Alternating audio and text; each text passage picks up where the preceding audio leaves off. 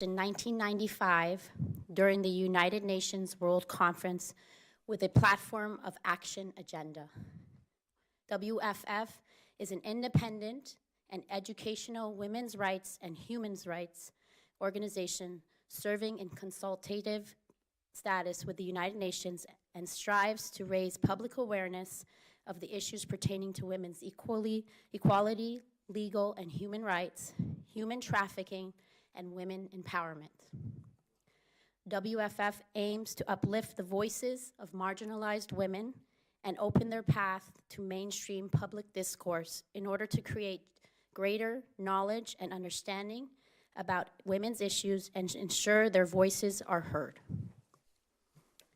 This event is part of a global call to action to end violence against women and girls worldwide. Our panel today represents several perspectives around this topic, serving as a reminder of how pervasive and prevalent violence against women and girls remains globally. Our panel and exhibition today emphasize one particular case study and matter of profound significance: the enduring struggle of Iranian women against repression, discrimination, and marginalization under the clerical regime. For decades, Iranian women have faced insurmountable hurdles, denied their fundamental human rights, and paid a significant price for their unwavering pursuit of freedom.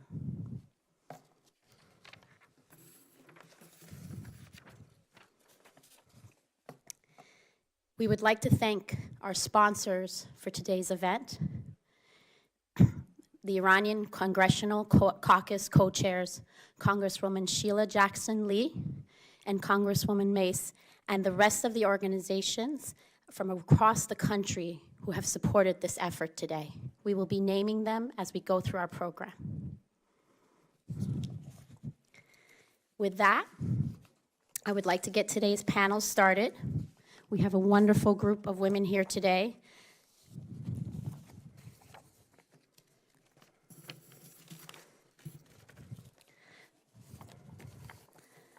First, I would like to introduce Lynn Dykstra. Lynn is a professional international event photographer and founder of Global Cry for Freedom.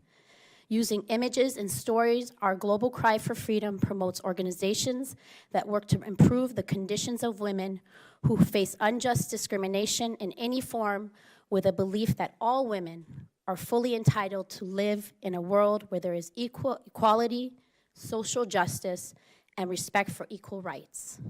Lynn serves as a Women's Freedom Forum representative for United Nations issues. Thank you, Lynn, for being here today.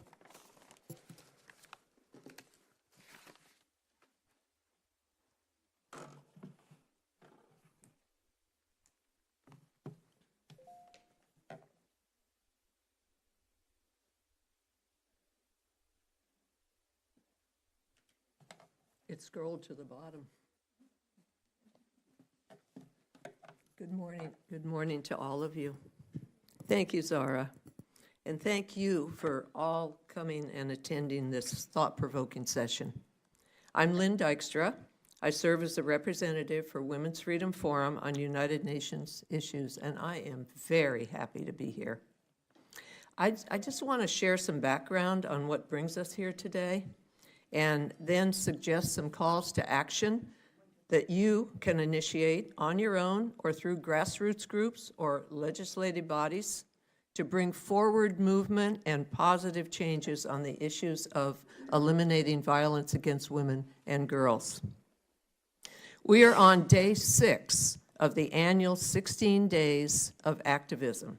It began on November 25th with End Violence Against Women and Girls Day, and it ends on December 10 with United Nations Human Rights Day.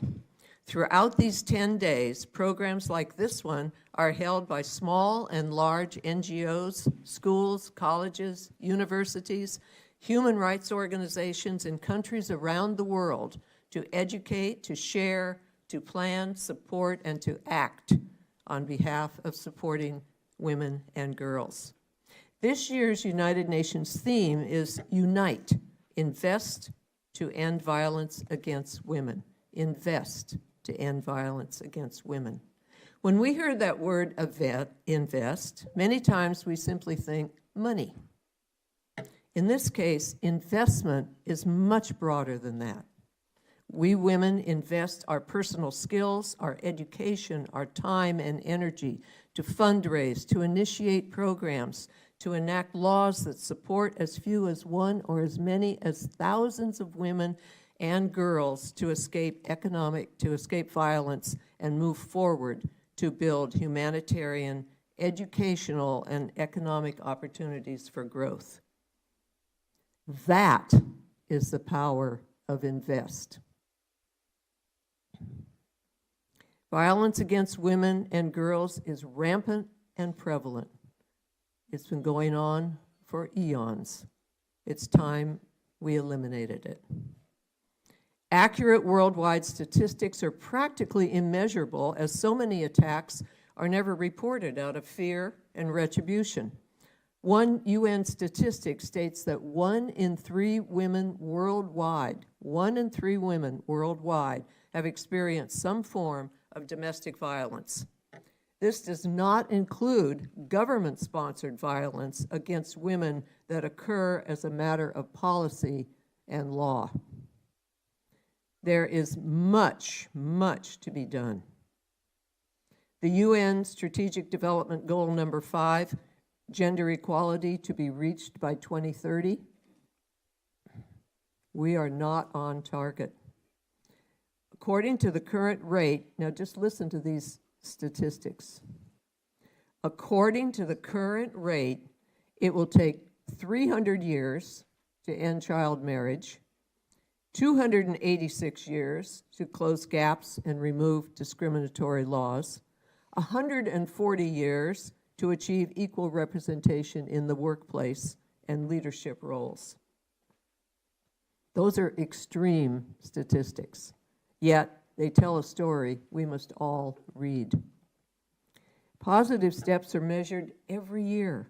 For example, 13 countries have representation in the United Nations, and they are led by women. 13 countries are led by women, and they are part of the United Nations. And 9 of those women leaders were elected in the last 1 to 5 years. Now, Mexico will elect a woman leader in the summer of 2024. It's a small number compared to the number of UN countries, yet it is progress over just the last 5 years. And women leaders understand and act on women's issues. Local grassroots programs are succeeding in extraordinary ways. Today you'll hear our Women's Freedom Forum panel members point to programs where success is measured in forward steps, and other times in great leaps. Those of you in policy-making positions often listen to women's harrowing stories and are appalled by the attacks. Yet you don't always see the reality of the violence we all seek to eliminate. The photo exhibition in the Rayburn House office building foyer today represents the results of violence on women and girls when a misogynistic, dictatorial government perpetuates and encourages these attacks. These posters are difficult to view. These are the victims of systemic, ingrained prejudice and misogyny. They represent humanity's worst reality. You may want to turn away. Please don't. Please try to look. I believe these women and girls whose beautiful, beautiful, bright futures were wiped out at the hands of their aggressors, they deserve our respect as we try to understand the horrendous trauma they suffered.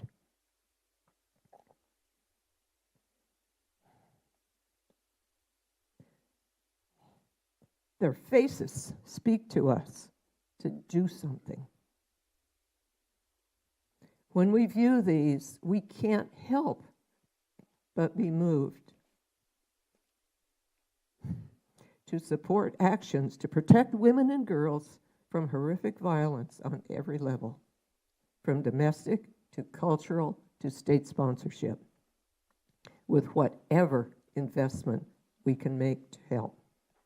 Some of these ways include promoting zero tolerance in educational, domestic, health, economic, and political workplace environments, developing and updating policies that will move to eliminate violence in your workplace or civic place, in legislative bodies, creating policies that move forward to become laws to protect women and girls at all government levels. On a local level, on a personal level, if you are aware of a woman or a girl who is trying to escape violence at any level, seek their trust and help in whatever way you can without jeopardizing their safety. Learn what local social services are available for women in violent situations. Helping just one woman or girl to escape from this prison of abuse is worth every moment of personal time. Do what you can with what you've got. Simply invest. It all counts. Thank you.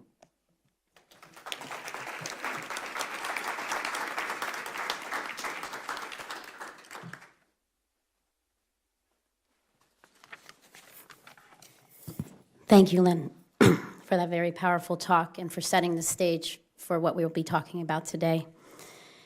Before we go any further, I want to just let everyone know that this program is being broadcasted live on both Twitter, and you can find us at WFF_Women, as well as YouTube at Women Freedom Forum 5852. So please look for us, share, and let everybody know that this program is happening. It's being broadcasting live right now, okay? Before we move to our next speaker, I wanted to turn everyone's attention to this poster here. This woman's name is Mariam Akbari Monfared. She's a prisoner of conscience who has been held in Semnan prison under cruel conditions for 14 years. Her plight is a reprisal for daring to expose the Iranian authorities' egregious human rights violations.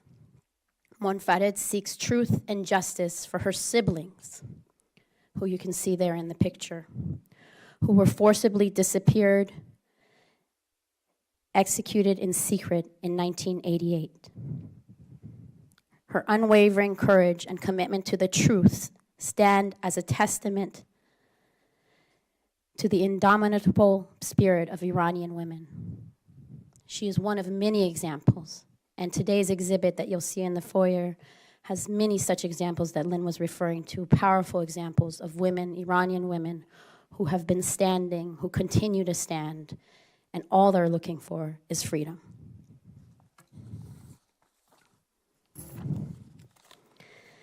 With that, I'd like to introduce Honorable Linda Chavez. She is an American author, commentator, and radio talk show host. She is also a Fox News analyst, chairman of the Center for Equal Opportunity, has a syndicated column that appears in newspapers nationwide each week, and sits on the board of directors of 2 Fortune 500 companies, Pilgrim's Pride and ABM Industries. We are so honored to have you here today. Thank you for being with us.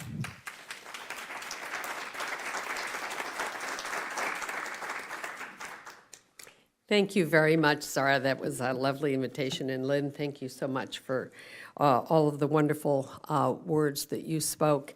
You know, coming here today, first of all, I look around the room and I see so many friends, people that I've been involved with for many, many years now in the organization. But it was also a little bit of a walk down memory lane for me as a woman, because in July of 1971, that would be 51 years ago, I walked down this very hall and across the hall to the office of a representative, Don Edwards, who was chair of the Civil and Constitutional Rights Subcommittee and House Judiciary Committee, and I was hired.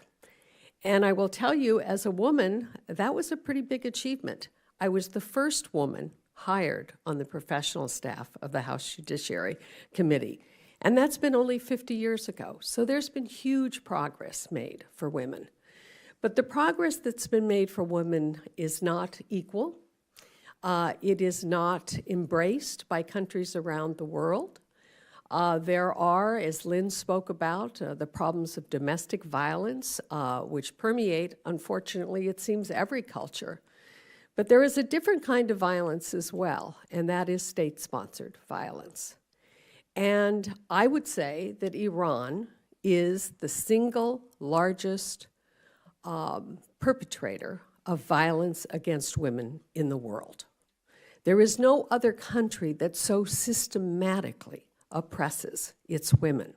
And you have only to look at the posters behind of the women who've lost their lives, the women who are literally dying in prisons, incarcerated for nothing more than their own beliefs and for being able to express those beliefs, for wanting nothing more than freedom and the right to be an equal partner.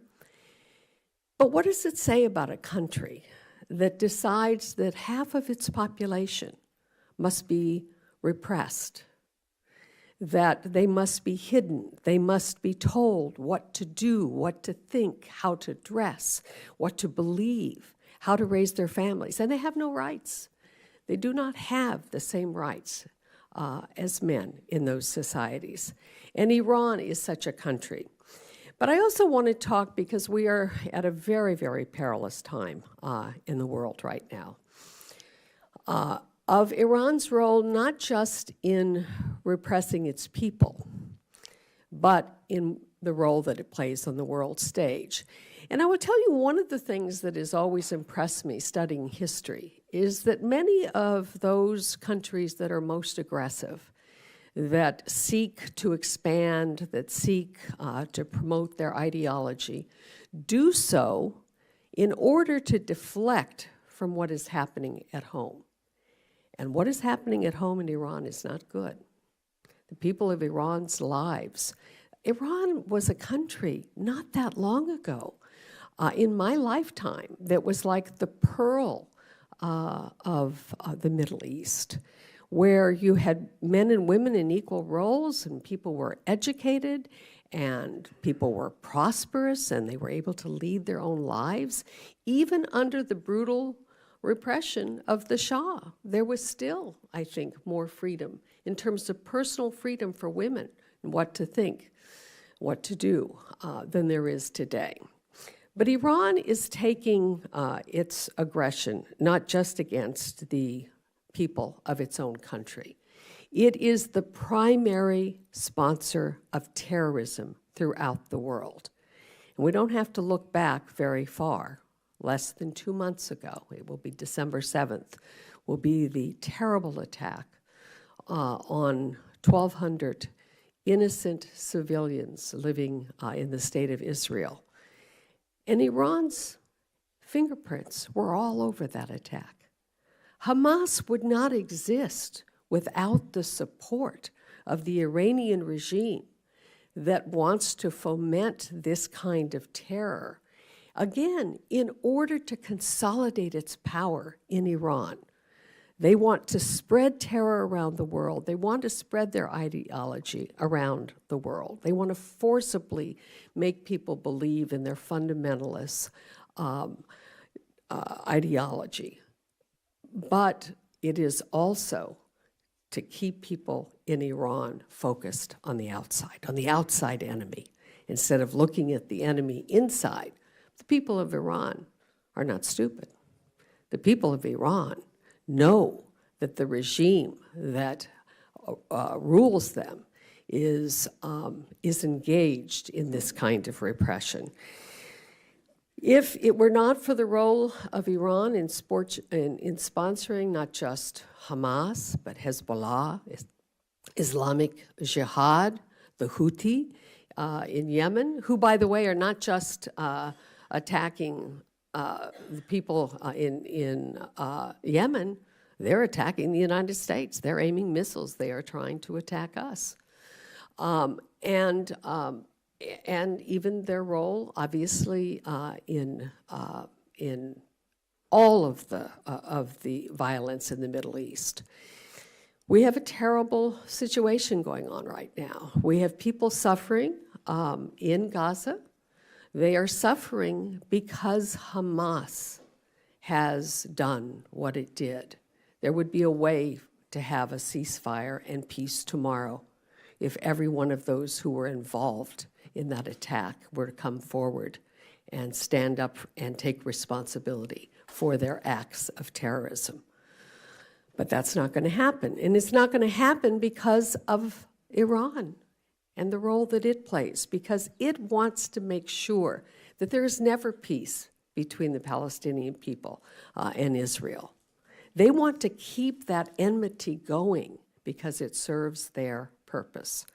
And if we are ever to have peace in the Middle East, it can only happen when Iran removes its heavy fist, and that fist is filled with dollars and petrol dollars that they give to support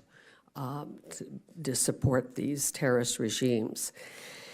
The other thing that obviously exists is that we have to look at what is happening in Iran itself, and the fact that the Iranian people are standing up. They've been standing up for a long time. The National Council of Resistance of Iran, the MEK, has been fighting this regime almost from the very beginning. And they have attempted through their own efforts to take on the regime. And when they were essentially forced into exile, they have continued that fight from outside. And because we're talking about women and women's issues and women's role, I think it's important to note who the leader in that movement is. It's not a man, it's a woman, Maryam Rajavi. She is a woman who has stood up for her own people, who has stood up for the cause of the people of Iran, and has stood up for women. And now, more than a decade, 2 decades ago, I think it was, she put together a 10-point plan that would be for the future of the people of Iran, that would acknowledge that you cannot have freedom when you have a dictatorial, autocratic, and theologically fundamentalist regime in control. The people have to have the freedom to believe as they choose, to live their own personal lives as they choose, to importantly elect their own representatives, to have a free press that can be critical, even of those in the movement if they choose. But you have to have these freedoms in a condition where they cannot be taken away. And they cannot be taken away at the whim of an Ayatollah who promulgates a dictate. When we look at the protests that have taken place over the last couple of years, most importantly because it's been on the front pages, and we see the 2 women featured here who lost their lives, I think we focus on them because it's easier to focus on the individual. But there have been over 750 protesters, including 71 children and 66 women, who have been killed in the demonstrations that have occurred out of this.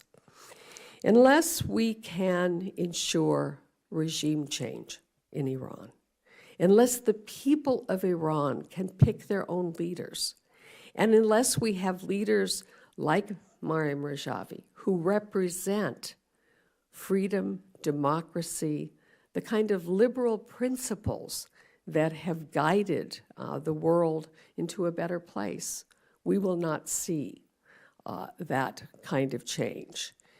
And if Iran were to get a nuclear weapon, all of us, even sitting in this room, could be at risk. And one of the points of the 10-point plan of Maryam Rajavi is that Iran will remain nuclear-free. So I ask you, as Lynn did, to go down and to look at the faces of the women who are on display in the foyer, to think about what your sisters' lives are like in Iran, to think about their struggle, and to do what you can in your own community to make this issue much more present for the American people. The American people need to understand what's going on. We are a people who has a very short attention span. And I think that focusing on Iran and Iran's role in what is going on right now, in the death and destruction that is taking place every day in the Middle East, we should focus on the role of Iran. Thank you very much.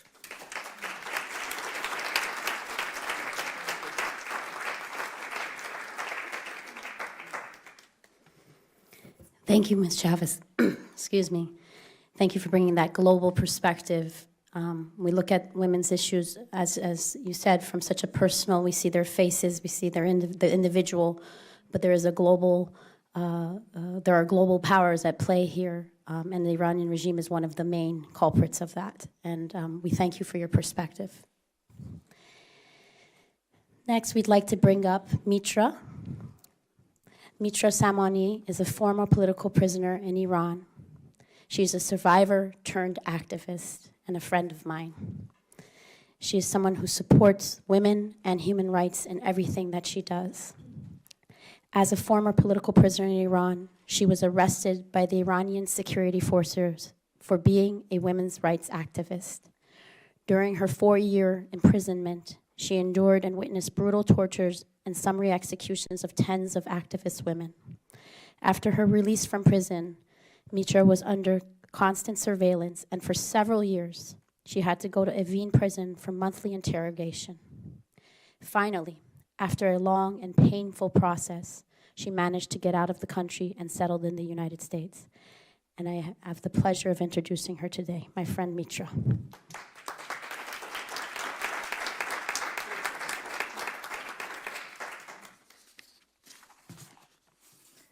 Thank you, Zahra.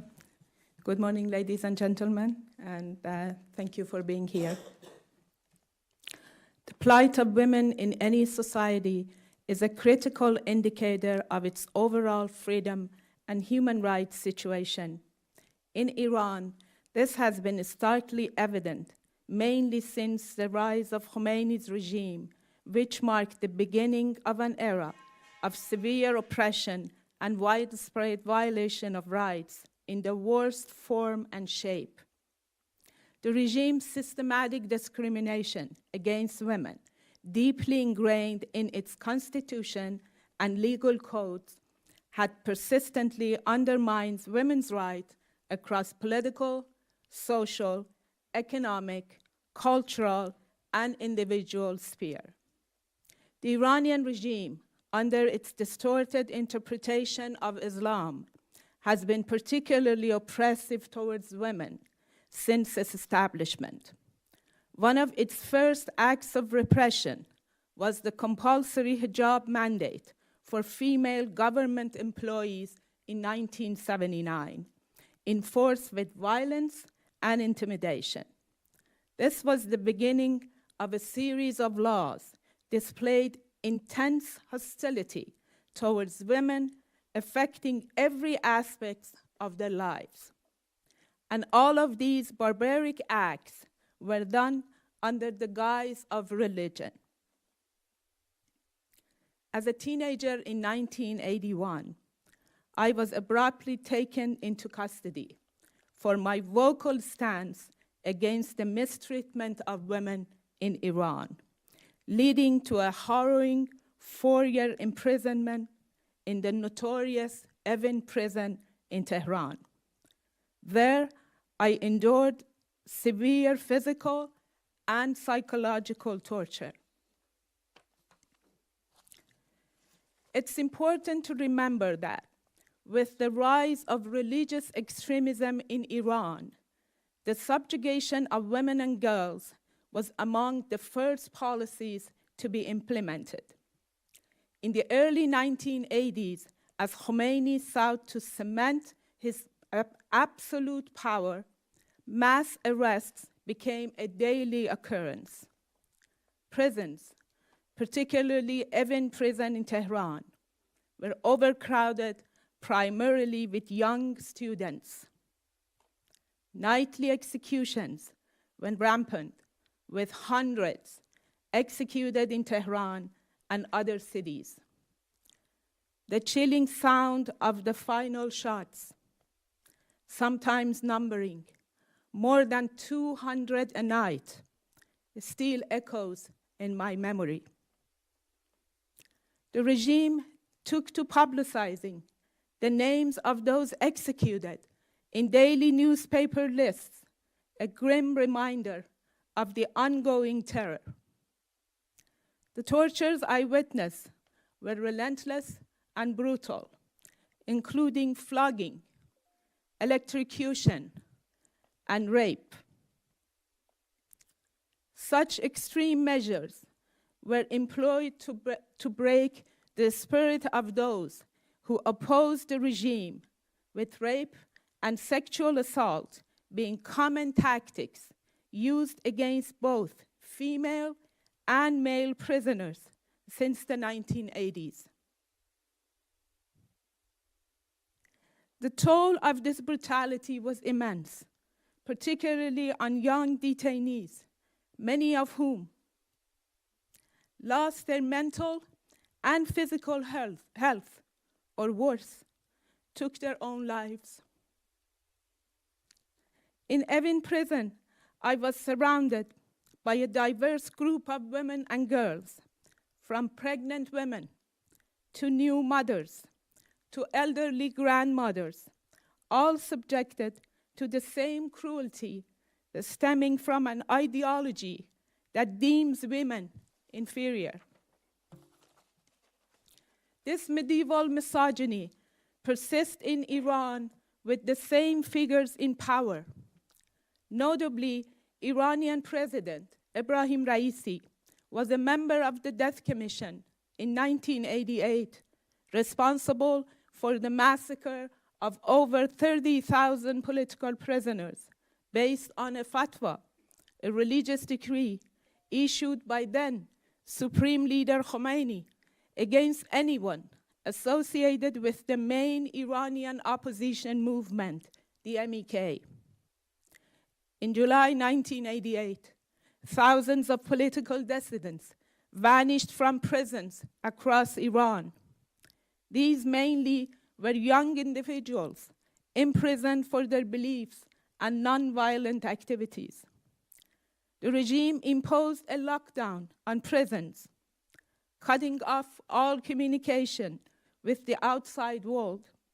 It wasn't until late October 1988 that the extent of the secret mass executions and burials began to surface, leaving families in anguish over the fate of their loved ones. Despite repeated inquiries from Amnesty International and condemnation from the United Nations, the Iranian regime has remained in denial and silent on these atrocities.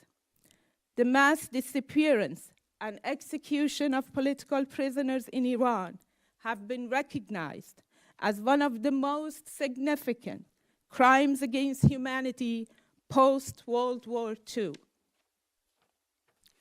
Among those executed was my cousin, Behruz, who had been in prison for 7 years and was due for release. His execution, like many others, was carried out without notice, and to this day, his burial site remains unknown. Reports from Amnesty International highlight the extreme torture and confinement female prisoners endure, tactics designed to crush their resistance, and punish their defiance. I also like to talk about the other side of the coin, about women in Iran, which has brought hope, encouragement, and leadership in moving the society, both men and women, out of despair. Indeed, despite enduring a century of oppression under both monarchical and religious dictatorship, Iranian women have remained at the forefront of this struggle for freedom and equality. The resistance and determination have been unwavering, even in the face of extreme violence and discrimination. The courage of Iranian women and girls who have boldly stood against the regime's tyranny for the last 40 years is a powerful force for change. They have shown that, despite the regime's efforts to suppress them, their fight for freedom and equality will not be silenced. The resilience of Iranian women in the face of such adversity is a testament to their power and a call to action for the global community. It is a reminder that fighting for women's rights and freedoms is a universal struggle, transcending national borders and cultural divides. The international community must continue to pressure the Iranian regime to uphold women's rights and hold it accountable for its crimes. As we look towards the future, it is clear that the path to freedom and equality for Iranian women is fraught with challenges. However, their unwavering spirit and the growing global support for their cause offer hope. The international community must not only condemn the Iranian regime's actions, but also provide tangible support to those fighting for change on the ground. This support can take many forms, from diplomatic pressure and sanctions against human rights violators, to providing platforms for Iranian women to share their stories and experiences. It also involves challenging the narratives put forward by the regime and ensuring that the voices of Iranian women are heard and amplified. In the end, the struggle of Iranian women is a stark reminder of the ongoing fight for human rights and dignity worldwide.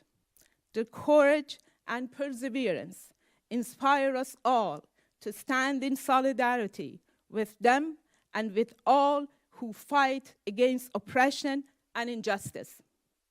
The international community must not falter in its support for these brave women, for their victory is a victory for human rights everywhere. What the trailblazing Iranian women did, especially in the 2019 and 2022 uprising, did not happen overnight. It results from decades of relentless struggle and fights by dedicated women, especially those who took the leadership role in this fight.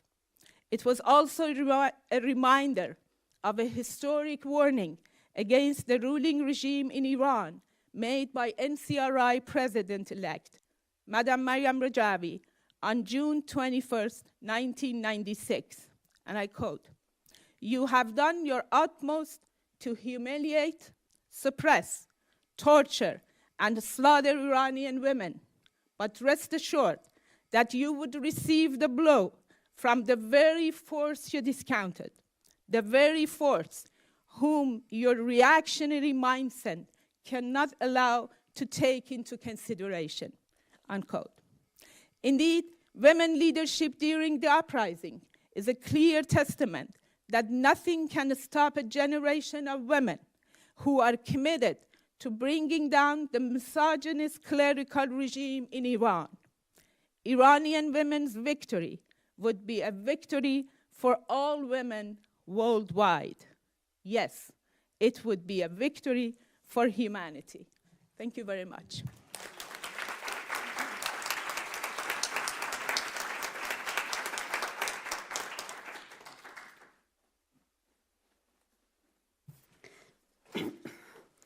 Thank you, Mitra. I'm always in awe of your courage and beauty as a human being. Next, we're going to take a pause and listen to a violinist, Miss Zhenya Zianku. Did I say that right? Zianuka. She was born in Belarus in a musical family, started playing violin at age 6.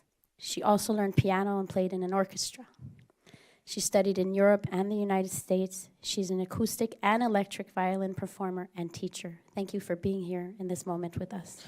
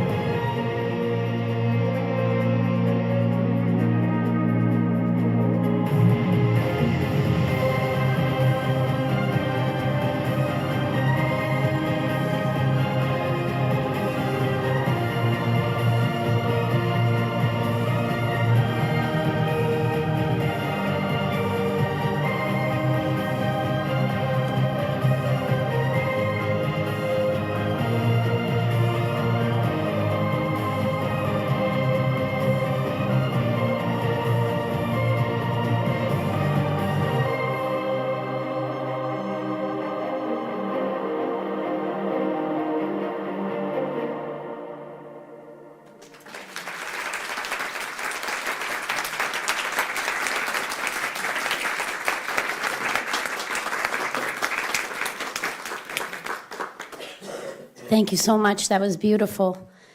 It takes me to the faces again in the foyer of those beautiful women who we all are here for today, and also the hope that we all have ahead of us. Next, I'd like to introduce you to Dr. Solmaz Abu Ali, a professor, author, and practitioner working at the intersection of sport, diplomacy, and conflict resolution.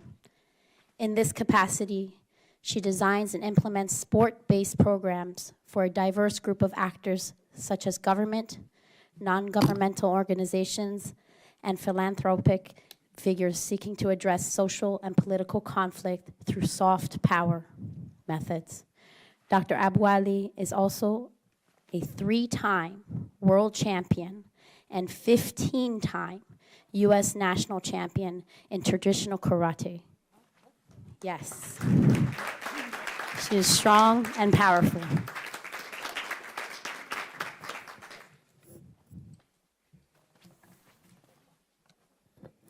Good morning, and thank you, Women Freedom Forum, for hosting this important and always timely event. Speaking at this panel with such distinguished guests today and fellow advocates is an honor. I'm here today as a scholar and practitioner of conflict resolution, as an amateur athlete and traditional karate champion, and a former Iranian refugee. But most importantly, I'm here as a woman who, like you, cares about the cause of women's rights and freedoms.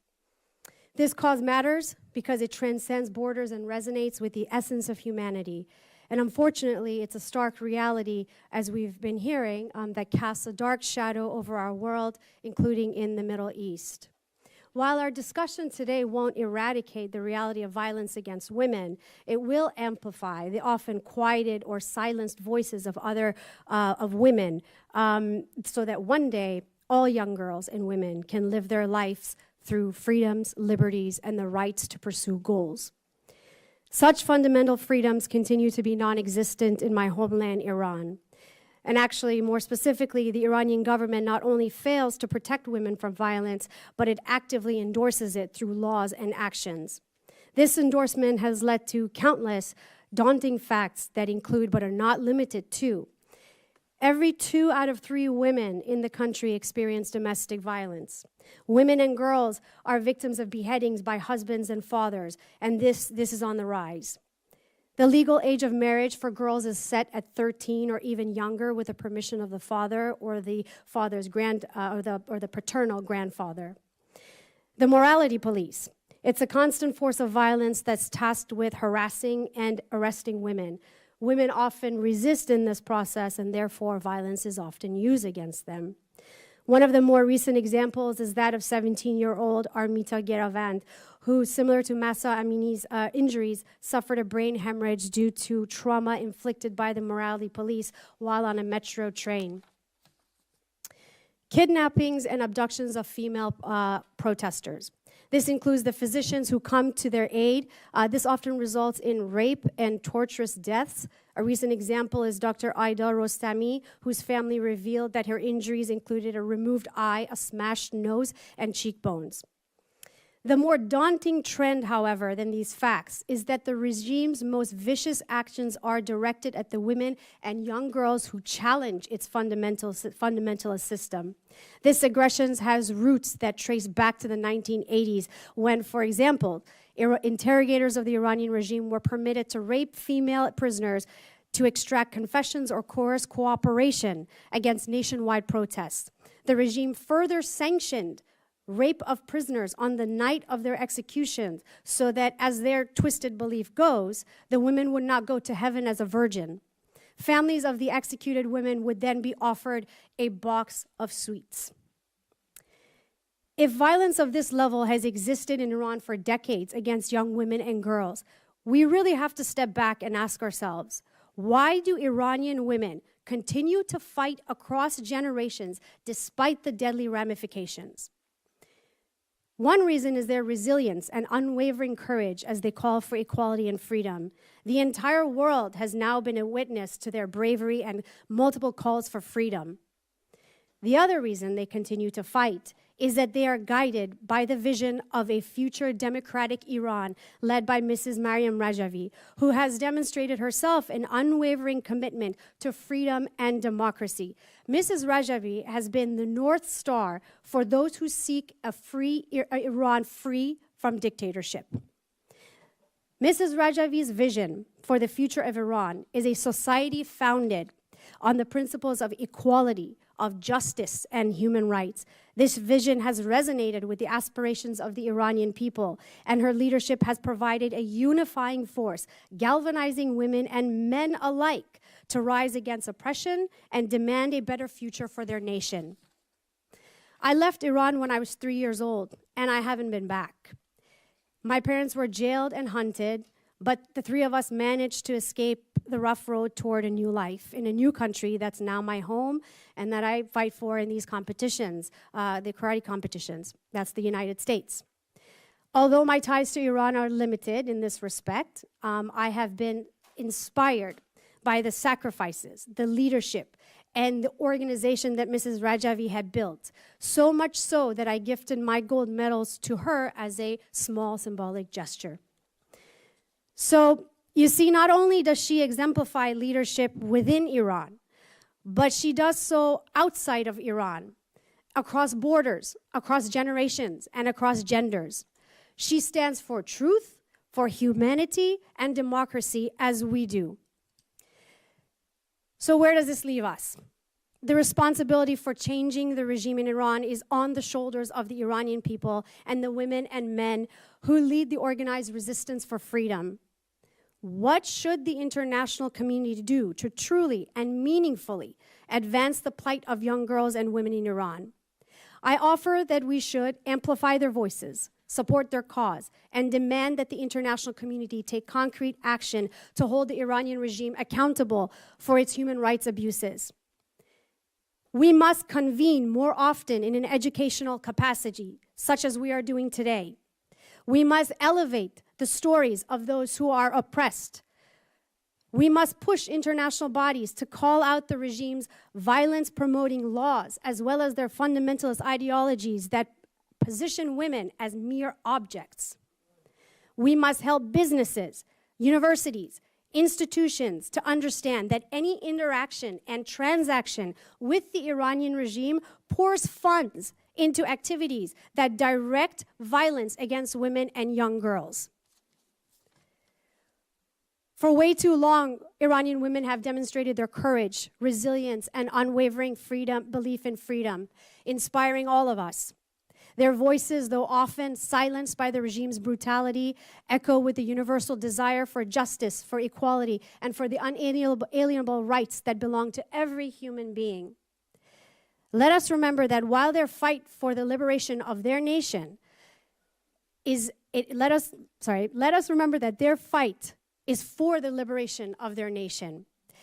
But it is at the same time a struggle that resonates with the aspirations of oppressed people everywhere. Thank you so much for your time today. I hope you do make your way over to the exhibition and check out those stories and elevate these the women's stories so that all of us can be more aware of this. Thank you so much.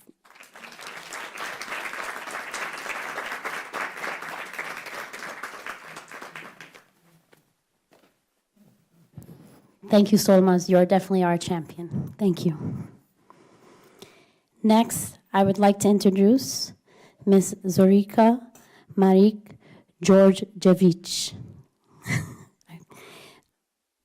Zorika is the former ambassador and permanent representative of Montenegro to the World Trade Organization and the UN Human Rights Council in Geneva. She is on the advisory board member and senior peace fellow for the Public International Law Policy Group in Washington, D.C., and we are very pleased to have her with us today. She's a friend of ours. Thank you.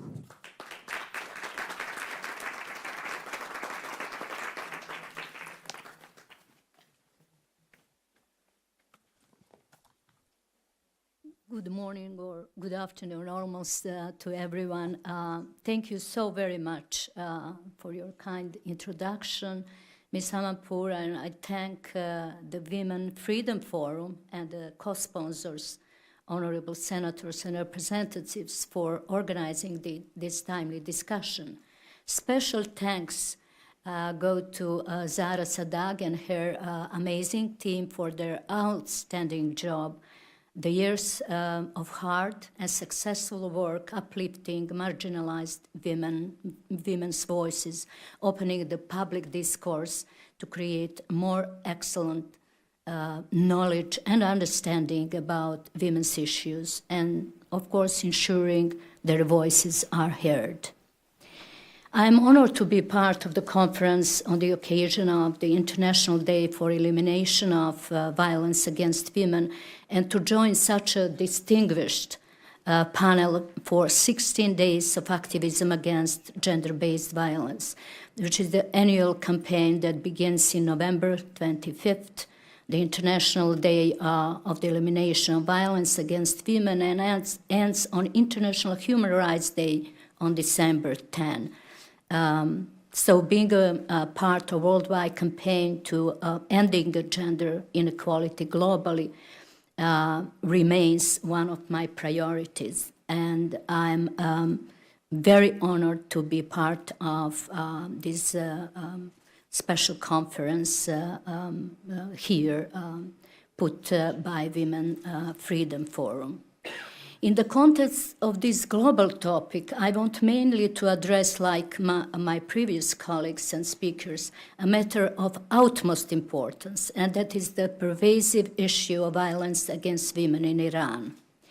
It would be underestimate to say that the Islamic Republic of Iran currently holds the world record in violence against women.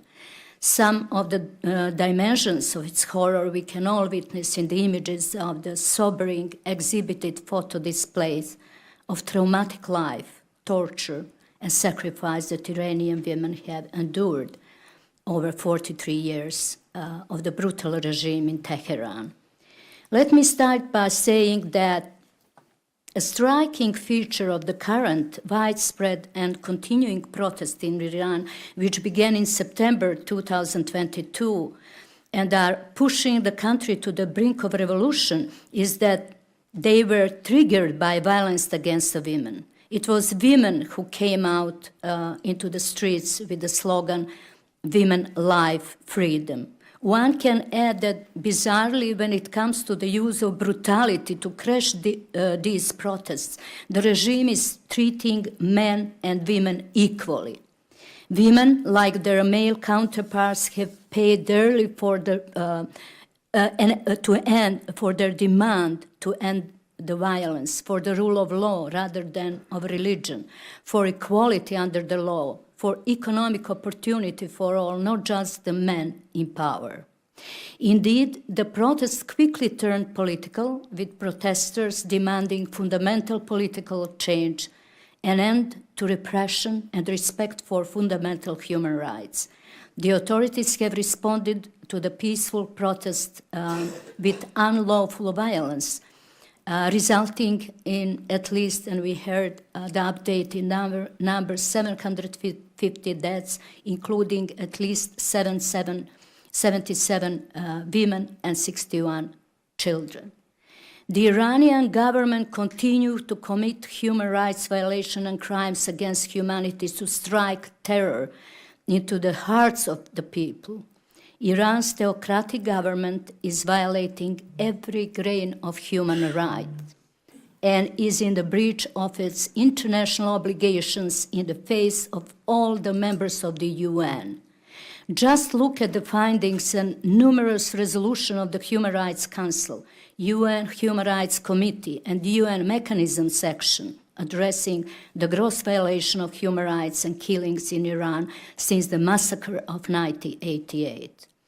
Javid Rahman, the UN Special Rapporteur on the situation of human rights in Iran, summarized the depth of the problem in his last report in March 2023, saying that the scale and gravity of the depth of the problem, violation committed by Iranian authorities, pointed to the possible commission of international crimes, notably the crimes against humanity, of murder, imprisonment, enforced disappearance, torture, rape, and sexual violence, and persecution, all with the absence of accountability at the domestic level in Iran.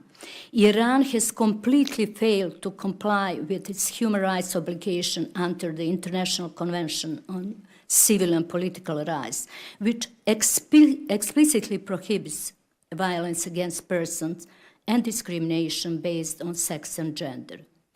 We know that Masha Amini was killed for the crime of being a woman. For too long, for too often, this was not unusual in Iran. The Republic of Iran was rightfully removed from the UN Commission of the Status of Women in December 2022. But that is not enough. Dear friends, the Islamic Republic of Iran is a graveyard for human rights and a graveyard for women's rights today. As we speak, there is a significant crackdown on female journalists who are reporting the regime's repression of women, as well as other crimes, including those against the environment. The Islamic Republic of Iran has recently arrested 3 more women journalists, bringing the number of detained women journalists to 16, Reporters Without Borders just published. In total, 55 journalists have been arrested for media-related activities since the start of the protest in September 2002. 27 journalists remain behind bars, while the others have been released on bail awaiting sentencing. As we come together today, let's request from the High Commissioner of the Human Rights, Volker Turk, and the UN Secretary General Guterres, also US Congress and European Parliament, to use their power and instruments to increase the pressure and condition the Iranian authorities to release the detained journalists immediately and drop all charges against them without delay.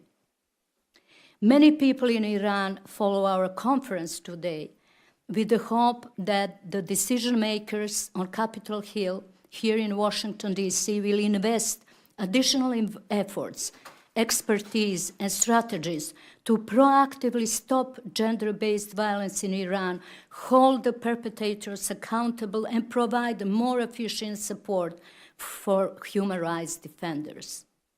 To answer this call, I believe that we need to send a clear message that if there is an encounter with current Iranian authorities, either diplomatic, political, or business-related, it must have only one message: justice and accountability for victims of human rights violations and human rights protection for all women, girls, and citizens in Iran.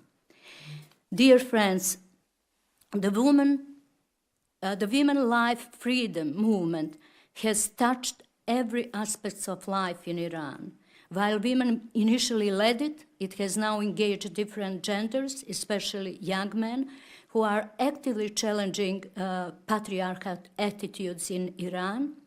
According to Iranian sociologist Mehrdad Dervishpour, the women's resistance movement has had an unprecedented transformative impact on men's perspective towards women's rights, especially among the youth. The movement has played a crucial role in connecting millions of Iranians in the diaspora with women inside the country and numerous new grassroots organizations. Thanks to this movement, women in Iran are now connected with the rest of the world, and their actions to promote human rights are supported worldwide.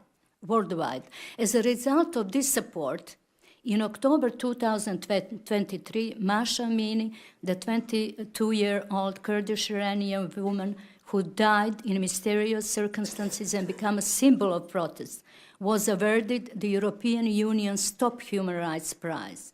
And Narges Mohammadi, an Iranian activist serving a 10-year sentence in an Iranian prison, received the just recently in 2023 Nobel Peace Prize for her fight against the oppression of women in Iran and her struggle to promote human rights and freedom for all. Women Life Freedom movement has changed Iranian society. The women's powerful resistance has become part of Iranian culture and Iranian resistance. It became the Iranian revolution of dignity. Looking back at the history of Iranian women's struggle and the recent uprising outlook, it is clear that without women playing a role and being empowered and promoted for which they were fully qualified, it would have been impossible to establish democracy in Iran. I was lucky to have met one of those inspiring Iranian women, a role model for Iranian women standing up to the fundamentalist and misogynist regime, leader Mariam Rajavi, the National Council of Resistance of Iran president-elect, who said many years ago that women would sweep away the mullahs, a force they have never considered. I met her twice during the Free Iran 2023 annual conference in Paris and learned closely about her 10 points of the transformation of Iran. Memo that really inspired so many in Paris during a 10 days conference. Her decisive leadership, her vision for Iran, and the overwhelming support for her from representatives of European Parliament and many in the US Congress have impacted me profoundly. A 10-point manifesto published by Rajavi sets out a program to transform Iran and pave the way for the country's peaceful transition. She states her commitment to the Universal Declaration of Human Rights and other international instruments. She calls for the abolition of the death penalty, the creation of a modern legal system and independence of justice and judges. In point 5 of her manifesto, Ms. Rajavi sets up a platform for a complete gender equality in political, social, cultural, and economic rights and equal participation of women in political leadership. Abolishment of any form of discrimination, the right to choose one's clothing freely, the right to freely marry and divorce, and to obtain education and employment. Ms. Rajavi has made it very clear that the women of Iran want freedom and democracy, the right to control their own lives. It is the right of women to be able to choose their leaders. And I would add here today, it is the right of women to be the leaders of the future Iran. Today, as we stand together, let us amplify the voice of all these brave women fighting for a free Iran and support their cause. Violence against women is an affront of humanity, and it is our collective responsibility to stand against it and help women chart the course of the women's rights movement in Iran. We can be catalysts for change, ensuring that the women of Iran and beyond can live free from oppression. And I thank you for your attention.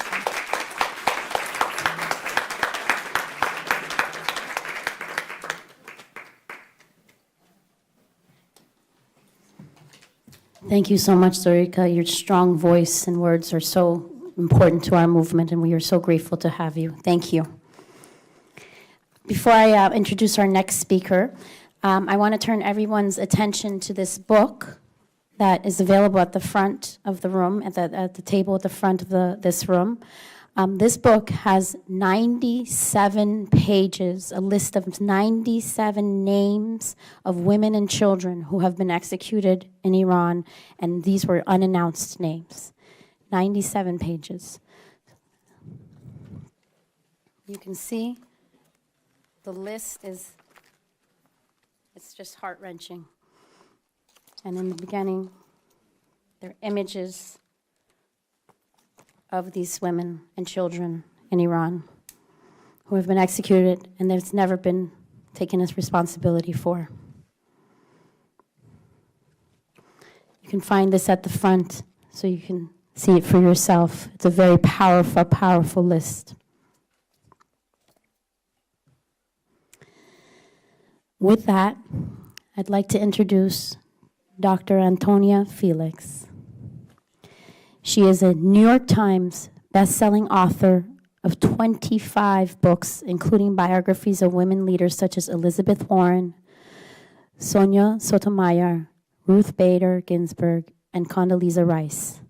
She teaches in the Department of Educational Leadership at Minnesota State University, Mankato, where her research focuses on racial and gender equality in public education. And for me personally, she has exposed me to so many different perspectives doing this work together for many years, and I'm grateful for her and look forward to her perspective today.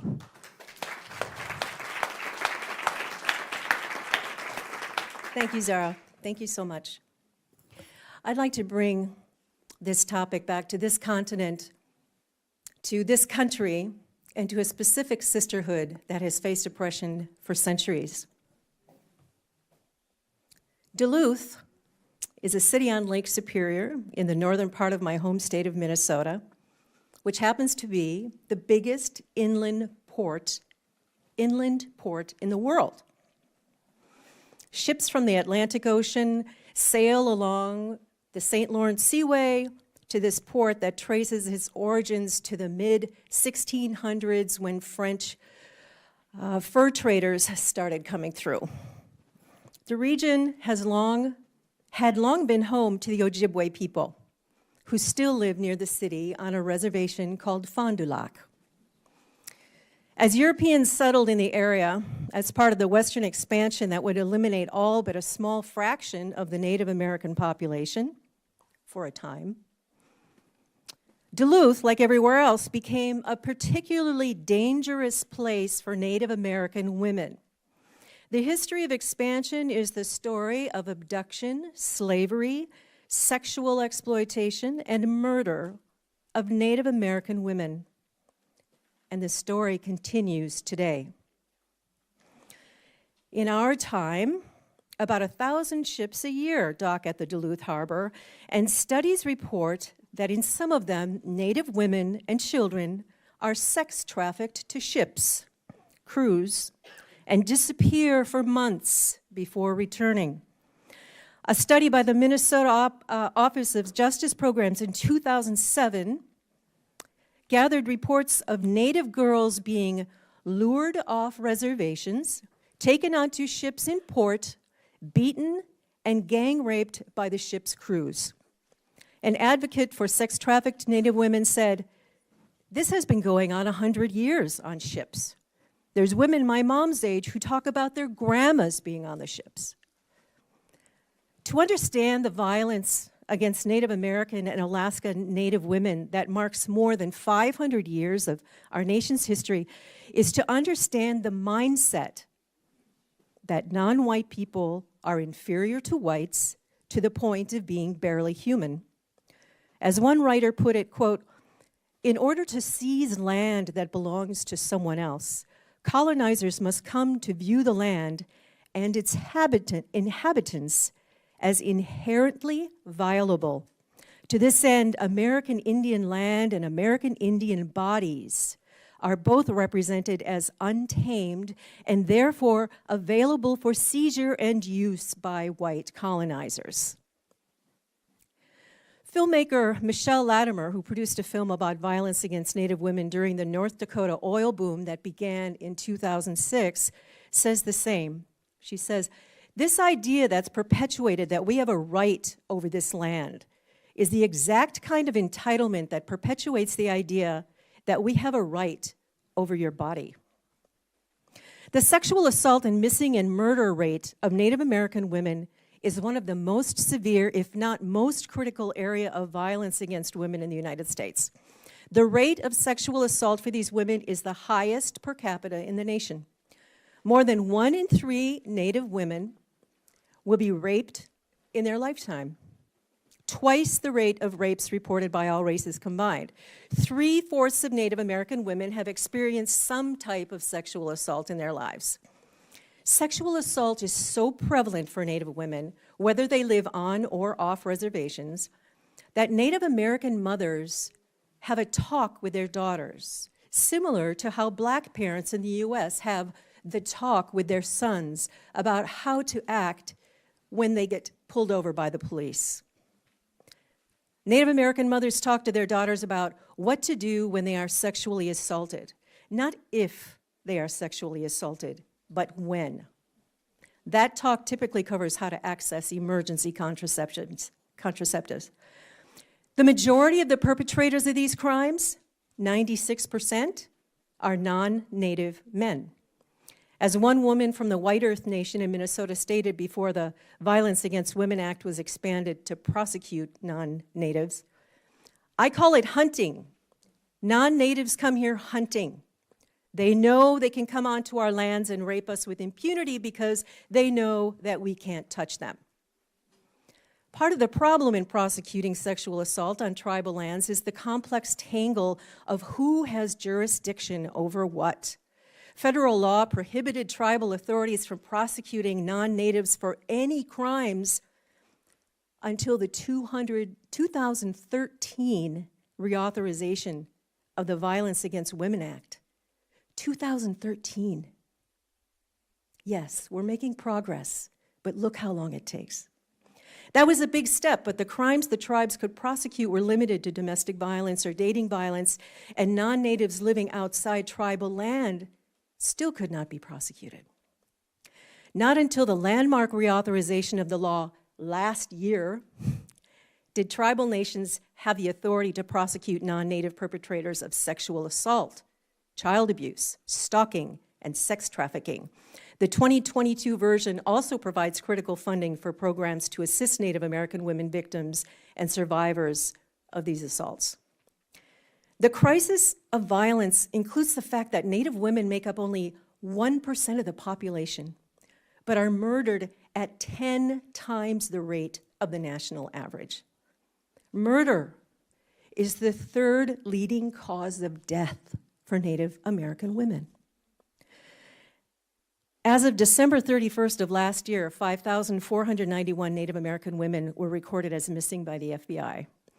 This crisis has motivated the justice system, historically disinterested in the safety of Native American women, to ramp up efforts to investigate, solve, and prevent more of these cases. These numbers are important, but the message I really want to convey to you today is that the same attitudes that caused so much devastation for Native America at the start of European expansion, those attitudes remain intact today. They are the foundation of healthcare inequities, housing policies, wealth inequities, lack of protective resources, massive sterilization without consent, and poverty that are responsible for the vulnerabilities that make Native women highly susceptible to violent crimes. These attitudes are heard when a Native woman testifies at a public proposed pipeline meeting about the heightened risk of sex trafficking of Native people it will bring, as we have seen it do. It's very well documented. And while she's testifying, oil company managers sitting in the back of the room laugh out loud. These attitudes are heard in conversations among oil workers like those during the Bakken fracking boom who said, quote, "In North Dakota, you can take whatever pretty little Indian girl that you like and you can do whatever you want and police don't give an F about it," unquote. The impact of these centuries-old attitudes and the violence they perpetuate is held literally under the skin of Native American women and children. Their collective trauma is passed on in the genes and creates generational trauma, which is the cause of abundant health and including mental health problems. This same epigenetic process can remedy that trauma when healing comes through programs that reinforce one's Native identity and human worth. Enormous gains for Native lives, like recent decades of legal victories at the Supreme Court and movements that are renewing cultural pride, offer a hint that violence against Native women can also be turned around. What can we do to be part of that. What can you do? I have 4 very short suggestions for us. Be an ally by giving financial support to organizations that investigate missing and murdered Native women and that work with Native women who are the victims of this violence. Educate yourself on the signs of trafficking and call the National Human Trafficking Hotline when you suspect it. At every chance, bust the myth that Native Americans have disappeared from the continent. Their 13 million population before European arrival was reduced to 240,000 by 1900. But according to the 2023 census, they are well on their way back at 6.8 million. Among them are our Secretary of the Interior, Deb Haaland, 6 members of the U.S. House of Representatives, and 1 senator. Finally, white people, have the courage to confront the racial bias that society and all its institutions have conditioned in you. This individual work is the only path toward equity, the healing of the oppressed, and a real democracy. Thank you.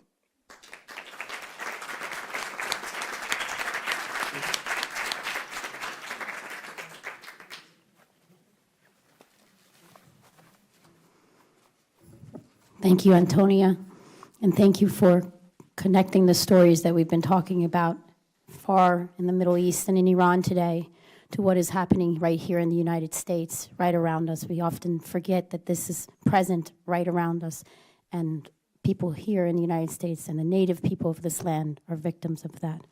Thank you for bringing that perspective. You're taller than me.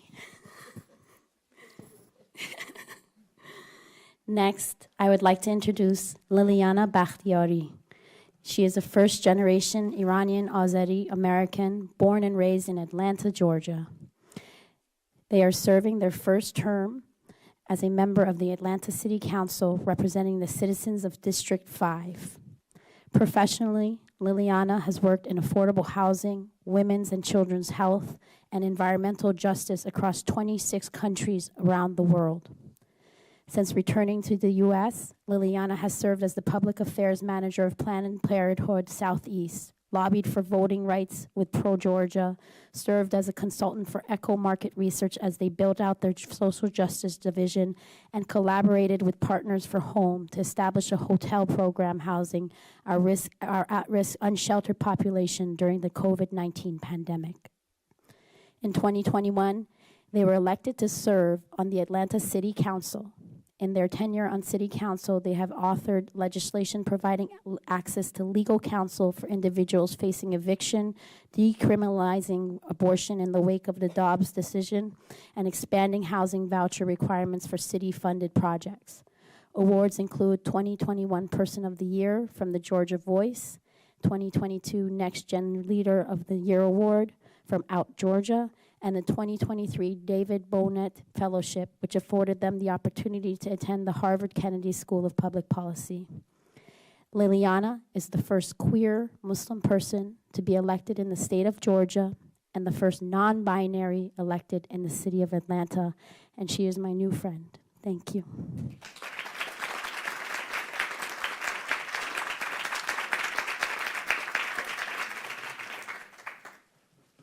Good afternoon. It is very intimidating to go after all of these women after having just met them earlier this week. And I'm also sorry for attending late, for walking in late. It is proof that elected officials should never be left without a chaperone because we don't know how to get anywhere. So I apologize, I went to the wrong room like 5 times.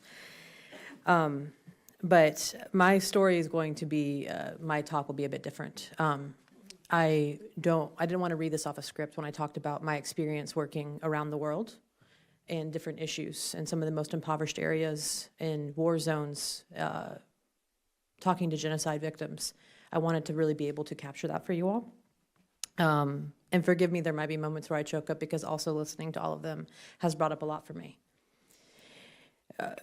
My history and my family are a bit different than most of the Iranian community I've grown up with. My family were farmers in Iran, and mostly Tabriz, and my great-grandparents, my grandfather, was tortured on and off for years by the Shah's secret police for being a Mossadegh loyalist. The Shah's regime, unlike many, was not beneficial to my family. They believed in a fair, free, democratic Iran. My father told me stories growing up about what they experienced. My upbringing, I was not born in Iran. My father is blacklisted. I was born and raised in Atlanta. I've actually never been, and that in itself is also a form of violence because of the whitewashing that many of us have had to endure, not being connected back to our families and our roots, and feeling rather lost and trying to figure out how to best represent the communities that we come from. And it has been a lifelong journey for me to relearn my family's language, to try to fit into these communities, to try to find out how to best be an ally while also feeling like an outsider, and that is common for many of us. And I grew up hearing the stories about how our community was tortured at home through forms of physical violence, through a lot of what you heard Mitra share. Hearing how families were separated, crushed by rocks, sent into war with quotes out of the Quran and no weapons, and abducting kids, school buses full of children with bombs, and just absolutely obliterating country for power. That upbringing and hearing these things from my father, a man who is a beautifully devout Muslim, who truly, my father is my moral compass, who truly believes that you give to the community what you want to receive because you never know how far you are away from rock bottom, started me on a journey of doing a lot of community service work, working with a lot of homeless women and children, refugee resettlement, working always in the community, because he said that he saw in downtown Atlanta a lot of what he saw back home, which was women and children and individuals suffering from a lack of health care and medication because they were poor. And that got me into the work. And as I grew up, when I turned 18, I moved out of the house, which was not something that was approved of by my family. So I experienced a lot of housing instability. I experienced a lot of sexual violence myself. I had a lot of struggles coming out of the closet in a community that doesn't talk about it. And up here, it's been wonderful. These are people with extraordinary experiences, but one thing we also don't talk about is the treatment of the LGBTQ people in Iran, which is horrific. And how forced gender reassignment surgery, thank you. And how forced gender reassignment surgery is seen as a cure for being gay. So you can imagine how terrified I was when I was born gay, because yes, I was born gay because God does not make mistakes. And I love being gay, so it's fine. It is a very difficult thing to work in these communities, to know the privilege that you come from and know that your privilege is oftentimes oppressing others. And so when I turned 20, I actually met Maryam Rajavi for the first time in Paris at a conference at a march when I started organizing, and that was still to this day is one of the greatest honors of my life. And after that, I worked in Kenya, worked with women experiencing female genital mutilation, where in tribal communities where the concept of rape didn't exist because a man had a right to take a woman at any time. Working after that in Cambodia, and was there for the war tribunals. My job was to go out into country provinces and talk to people about their experience being tortured during the Pol Pot regime, and the stories of how women and children and people were tortured, how children were killed by having their heads slammed against trees, by the clear oppression and the concept of a year zero, where it was to erase every bit of history and formal education to start a country back off at nothing. And having to spend each day walking out to the countryside, talking to women and talking to mostly women about their experiences being tortured. And after that, going on to Laos and trekking through one of what Laos at the time was the most heavily bombed country in the world, going to Vietnam, learning about what had been happening there with orphan girls. And of course, working with a lot of women in Southeast Asia who had to sell their virginity, oftentimes to afford health care, and the human trafficking that was rampant. Seeing 15-year-old girls bought and traded in front of me.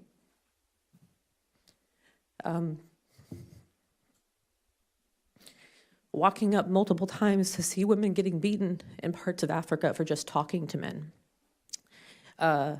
The experiences It's true that traveling is extraordinary because it exposes you to so much. And as Mark Twain said, it is fatal to narrow-mindedness, bigotry, and prejudice. And I am grateful for the experiences I've had, but I think what the hardest thing was for me was realizing one day coming back home after the last excursion I did into Southeast Asia and then into Australia, and also similar treatment of Aboriginal women there that we face here in the United States. And then coming back home and finding that we had the exact same living conditions here that I was witnessing abroad. Sitting with women who have had their bodily rights stripped away, talking to women that had no idea in parts of the world that they had no idea that you could have birth control or things like surgery to have your tubes tied or to have a hysterectomy because they felt like they were being used for forced birth, which they saw as forced labor. I watched women work themselves to death in fields and patriarchal societies around the world. And quite frankly, I'm not going to lie to you, it is not that much different here. And wanting to come here and work to make my home better, to learn how I could be a better advocate so I could get back to international crisis relief was my goal. And being back home for a lot of organizing for mutual aid work for extreme levels of poverty during the recession, coming out of that and deciding to run for office after Trump won his presidency and after the Muslim ban was enacted, it felt like the only way to protect my family. And during that time, I also had to combat, with many others, Roe v. Wade.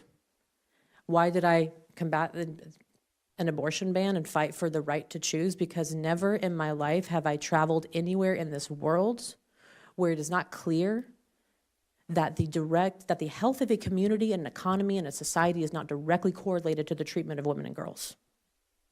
When you take away a person's bodily right to choose, that is a form of oppression. It is violence, whether or not you agree with abortions, taking away a woman's right to choose, forcing somebody to have a child, forcing someone to raise a child in a neglectful environment. In this country, we have oppressed people to the point that they are giving forced birth, entering their children into horrific working conditions where we have complete monopolies here and unfortunately oftentimes ending up in the school to prison pipeline. That is what my work has been dedicated to, and all of that work that I have done originates out of my experience as an Iranian person, because of my father and because of my mother and because of the stories I grew up hearing and because of what I have seen as a result of the ongoing genocide against women in Iran for 5 decades, if not longer. It is important for me to name that in this fight, I want to also highlight that one of the most extraordinary things you can do as an individual, well, one, please don't tell people you love their story, because to us it's not a story, it's been hell living through what we've lived through, and it's a powerful thing to share because that is the most intimate thing we can share with another person is our story, because it gives insight into what we've been through. But also one of the bravest things a person can do is care. It's very difficult to do that in this world when you're surrounded by so much apathy. You turn on the news and you literally want to just stick needles in your ears because all we see is the negativity in this world. But what you've seen up here today is resilience, is strength, is extraordinary women that have lived more lifetimes than I think any of us could possibly count. And I am certain extraordinary women in this audience who have done the same. I ask each of you, if you're wondering about how to get involved, it starts with caring. It starts with also listening to the people who have been through this. It starts with not making it about yourself. The reality is that Iran will be free. Iran will be free because of the resilience of this extraordinary people.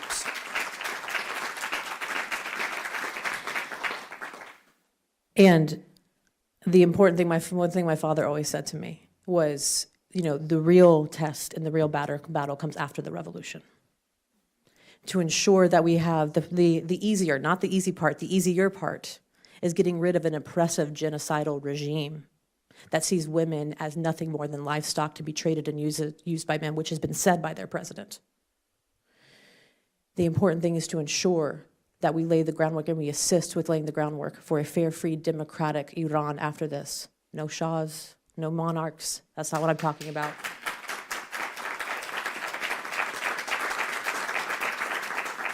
Fair, free, democratic elections so that the women and children that come after us can break the cycle of the oppression that we have been exposed to for generations. Because as you heard an extraordinary doctor say up here, that type of trauma becomes genetic. If you want to break it, you care, you don't make this about yourself, you build community, don't seek to divide ourselves over insignificant squabbles. Remember that the reason that we are here is to unite women and girls for our future, because we are the matriarchs of the society, and we are the reason that our people are resilient and thrive. So please care, remember that we will have a fair, free, democratic Iran. And please, before you leave today, get to know the person next to you, because every person is a survivor of something. Every woman is a survivor of something, and every single one of us has a story to share. Thank you so much for having me.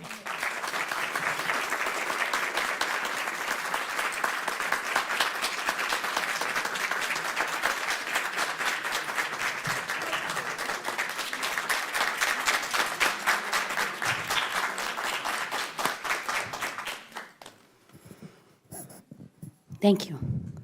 Thank you so much. I can relate to when people say, tell me your story. And I always think to myself, it's not my story, it's our story. And I hope that today's panel has shown that this is the story of the world. The story of Iranian women is the story of the world. It is the struggle of the world. And when Iranian women are free, so is every woman in the world, because we are stepping in that direction.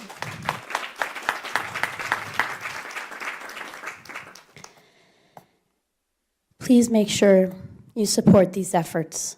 Support this organization. Women's Freedom Forum is an amazing organization. It's an educational organization. These are the types of conversations that need to be had to change the circumstances of women around the world. Please support these efforts and support the people, the organizations and people who are doing this hard work every day in the communities that they live in and across the world. Before we go today, I want to make sure I acknowledge our sponsors. This event, as I mentioned earlier, was sponsored by the Iranian Congressional Caucus co-chairs, Congresswoman Sheila Jackson-Lee and Congresswoman Mace, and the many other organizations, including the U.S. Women's Caucus, National Organization for Women of New Jersey, National Organization for Women of Florida, Equal means equal, National Organization for Women of Georgia, National Organization for Women of Virginia, National Organization of Women for Maryland, National Organization of Women for North Carolina. We're everywhere, watch out. National Organization of Women of Chapel Hill, and Women North Carolina. All of these organizations have put hard work and do the hard work every day. So we thank them for their support and their sponsorship today.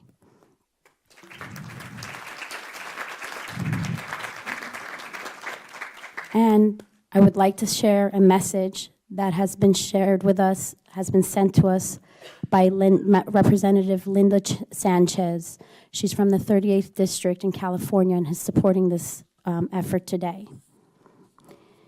Dear Women's Freedom Forum and the Iranian Women Congressional Caucus, as a U.S. representative from Southern California, a member of the Democratic Women's Caucus, and a proud working mom, I am honored to send this message in recognition of International Day for the Elimination of Violence Against Women.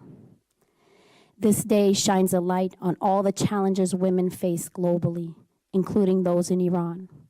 For decades, women in Iran have endured an unimaginable repression, discrimination, and marginalization under the government of the Islamic Republic of Iran. Yet, despite these struggles, they continue to display remarkable strength and determination in their fight for freedom and equality.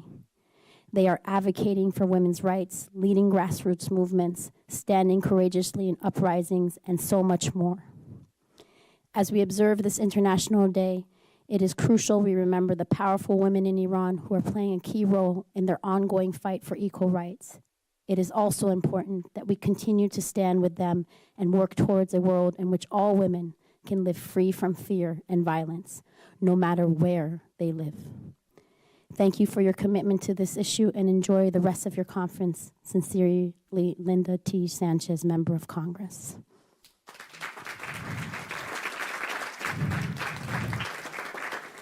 I just want to take a moment and thank our amazing panel today. Can you guys please take a stand and everybody say thank you.